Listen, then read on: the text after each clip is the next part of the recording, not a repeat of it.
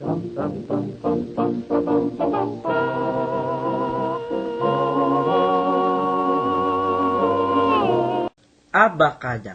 Ito na lang ba ang natitirang masasabi nating hindi natin gaya?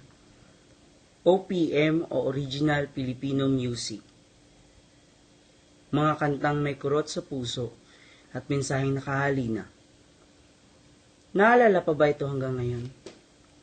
Sa pag-uso ng samot-saring bagay, ang OPM noon ay OPM o On the Past Memory na lang ngayon. Tila ba nabingi na ang mga tagapakinig sa musikang banyaga? Mga 21, alam mo ba talaga ang ibig sabihin? Hindi ba masasagot mo lang naman ng ewan?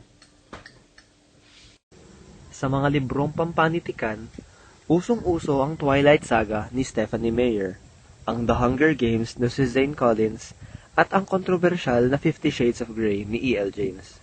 Lahat ay naipalabas na sa mga sinihan. Magpapatalo ba tayong mga Pinoy? Siyempre hindi. Ginawa natin ang ating makakaya upang maisalin ang mga librong ito upang mas maunawaan at matangkilik ng mga Pinoy.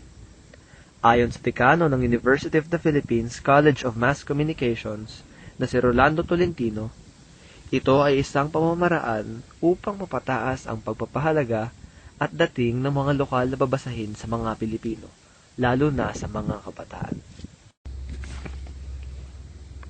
Filipuna. Ano yung Filipuna?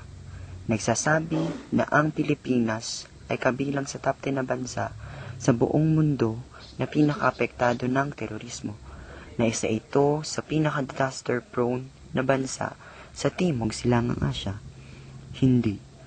Ang Filipuna ay ang advokasya na may layuning isabuhay ang damdaming makabayan sa pamamagitan ng pamumuhay gamit ang mga akda at mga musikang sariling atin at sa wikang atin.